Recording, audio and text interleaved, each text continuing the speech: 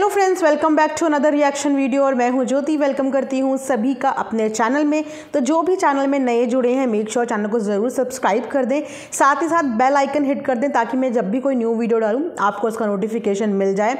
और उसके साथ साथ मोस्ट इंपॉर्टेंट की वीडियो को लाइक करना बिल्कुल ना भूलें। तो चलिए शुरू करते हैं आज का रिएक्शन।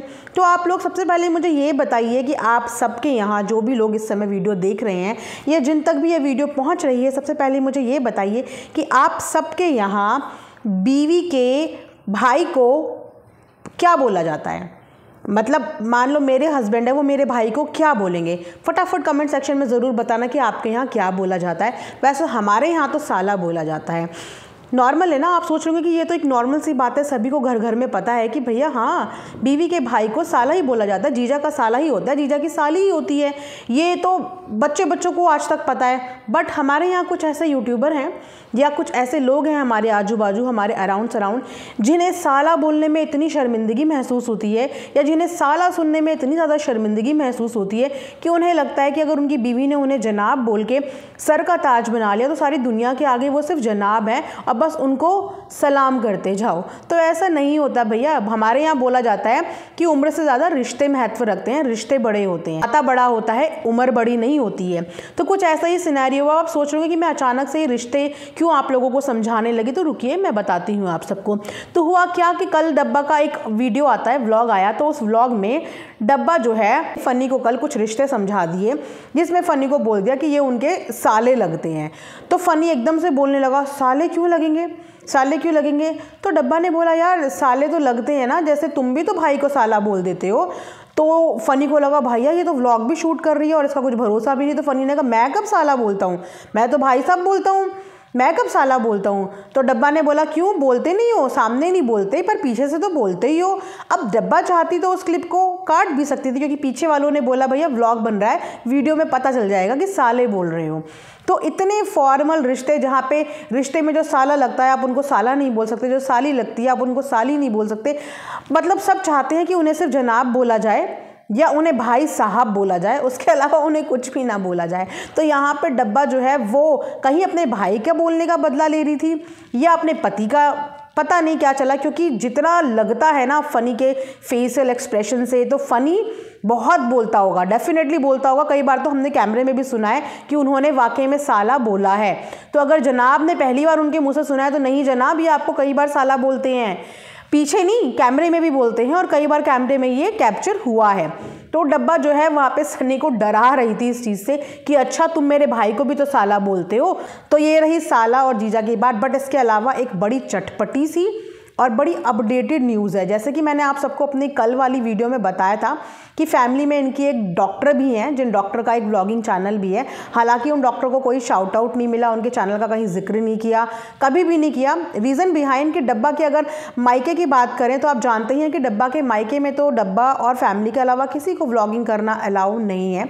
अगर ये लोग चाहते तो करवा सकते थे, जिस तरीके से और व्लॉगर्स कराते हैं अपने नियर डियर लोगों को कि चलो यार कुछ तो रोज़गार मिले, कुछ तो मिले। लेकिन ये लोग कभी किसी को चैनल खुलवा के नहीं देते, क्योंकि कहीं ना कहीं इनके जो रिश्तेदार हैं वो इन्हीं के साथ धोखा कर जाते हैं। बोलते हैं ना कि दूध का जला हुआ तो छाछ भी फूक फूक के पीता है। तो इनके घर के तो खुद ही लोग इनकी कब बैंड बजा दें या कब इनकी पोल पट्टियाँ खोल लें, तो उस मारे भी शायद इनके मायके वाले सपोर्ट नहीं करते किसी का भी व्लॉगिंग चैनल खोलने के लिए। लेकिन अगर वही बात करें फनी की फैमिली की, तो फनी की फैमिली में भैया सब व्लॉगर हैं। आप सोचोगे कि सब व्लॉगर हैं। आपको जितने भी वहाँ शादी पे देख रहे हैं ना, अब आप सोच रहे होंगे कि इतना ज़्यादा कंटेंट शादी का क्यों नहीं बन पा रहा है और क्यों डब्बा को शादी का कंटेंट से बाहर को भागना पड़ रहा है। रीज़न यही है कि वहाँ पे और भी छोटे मोटे बहुत सारे व्लॉगर हैं जो फनी की फैमिली की फीमेल्स हैं। फीमेल्स क्या, लड़के भी हैं वहाँ पे, जिनके खुद के छोटे छोटे से व्लॉगिंग चैनल है, जो वहाँ पे शादी का भरपूर कंटेंट ले रहे हैं। और सुनने में तो ये भी आया है कि जो दुल्हन है उनका भी खुद का एक व्लॉगिंग चैनल है।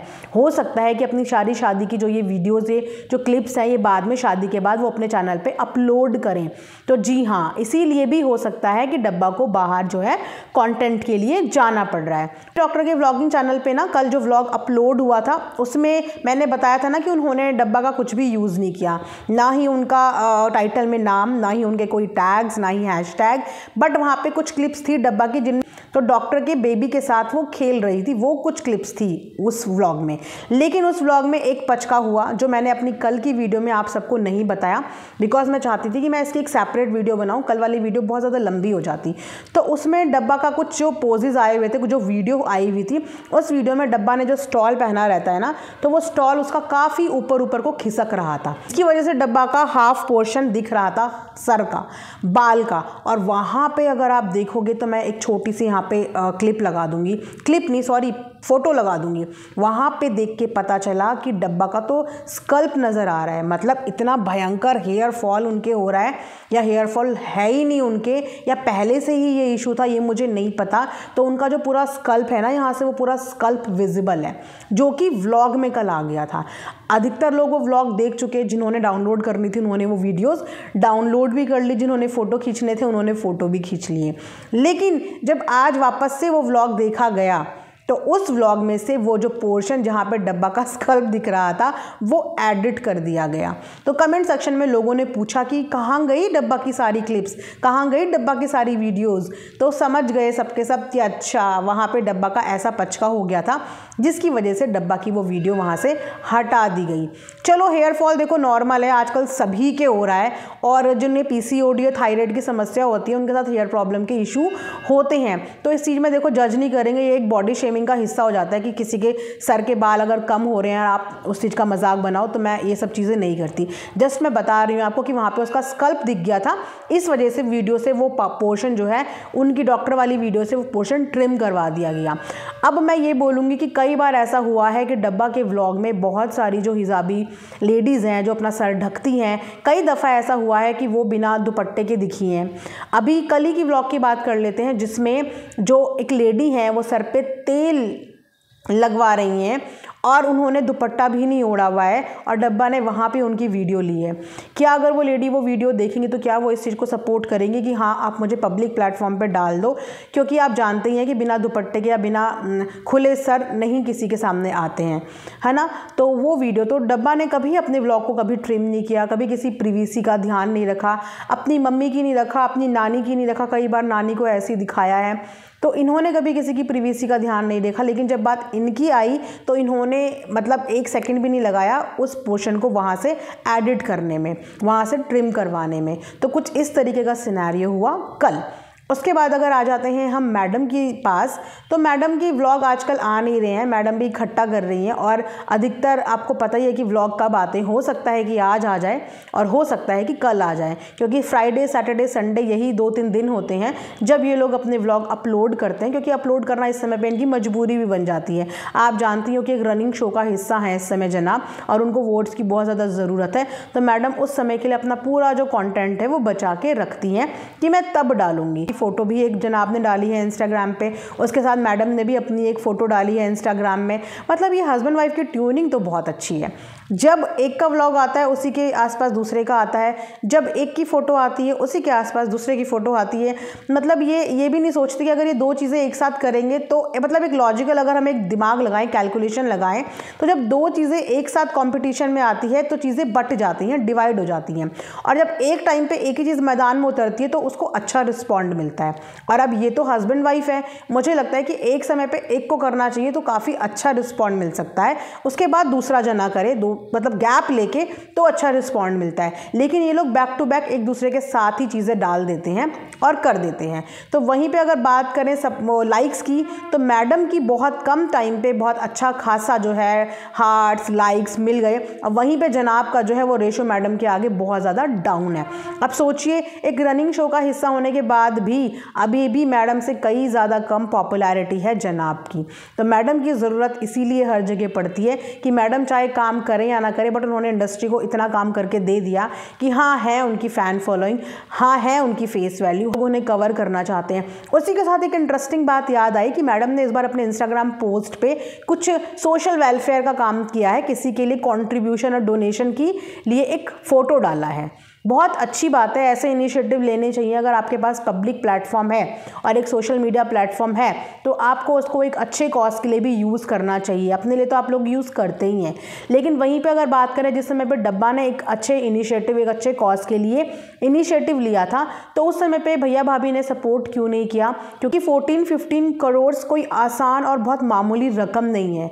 उस समय जब उन्होंने अपनी कैलकुलेशन बताई थी या कितना कलेक्ट हुआ है, तो सिर्फ 85 लाख कलेक्ट हुए थे और उसके बाद 14-15 करोड़ बहुत बिग अमाउंट होता है। बट अगर वहीं पे इनके भैया भाभी भी सपोर्ट कर देते और इंस्टाग्राम पे उसे डाल देते तो वो अमाउंट पूरे होने की पूरी संभावना थी कि वहाँ पे बहुत अच्छी खासी हेल्प हो जाती।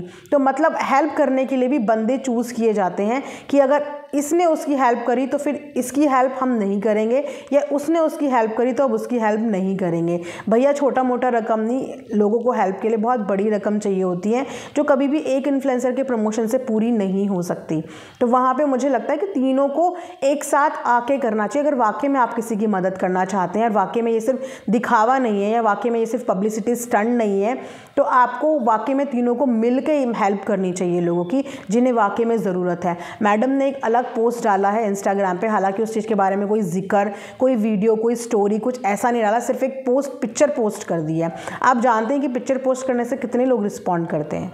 बहुत कम लोग होते हैं जो सिर्फ एक पिक्चर पोस्ट करने से रिस्पॉन्ड कर देते हैं, बस आगे खिसका देते हैं। लेकिन वो रिस्पॉन्ड तब हम मान सकते हैं कि 80% होता है जब हम अपने मुंह से किसी चीज़ के बारे में बताते हैं, अपने मुंह से किसी चीज़ के लिए बोलते हैं, प्रमोट करते हैं। जिस तरीके से वोट के लिए किया जाता है उस तरीके से किया जाता है, उसे बोलते हैं कि हाँ आप दिल से हेल्प करना चाह रहे हो। वरना तो ये हेल्प सिर्फ फॉर्मेलिटीज़ लगती हैं, क्योंकि सब स्टोरी देखेंगे और आगे बढ़ जाएंगे, सब स्टोरी देखेंगे आगे बढ़ जाएंगे। बहुत कम होगा कि उनको किसी चीज़ की हेल्प मिलेगी। बट अगर बोल के करो ना तो वो हेल्प ज़्यादा अच्छे से मिलती है। जैसे डब्बा ने किया था, बहुत बढ़िया तरीके से उसने वीडियो में लिया, अच्छे से हेल्प के लिए बोला, तो बहुत लोगों ने बोला। सोचो इतनी जितनी भी वीडियोस उनके ऊपर बनती हैं या जितने भी लोग रिएक्शन रोस्ट करते हैं उन सब ने हाईलाइट किया, तो उनको कितनी अच्छी हेल्प हो गई होगी। वहीं पे मैडम ने सिर्फ एक स्टोरी के ज़रिए एक छोटा सा पोस्ट डाल दिया, जो कि मुझे लगता है कि 10 लोगों ने भी हेल्प नहीं करी होगी, क्योंकि आपने उसके लिए आगे कुछ बोला ही नहीं।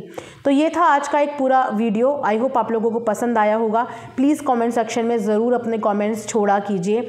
कॉमेंट पढ़ने मुझे बहुत अच्छे लगते हैं, चाहे आपके नेगेटिव हों, चाहे पॉजिटिव हों, चाहे आपकी अपनी कोई ओपिनियन हो, अपना कोई पॉइंट ऑफ व्यू हो, अपना कोई नज़रिया हो, आप उसको मेरे साथ ज़रूर शेयर करा करें। मिलेंगे नेक्स्ट वीडियो में, तब तक अपना ध्यान रखिए। Thanks for watching earth mom Dehradun.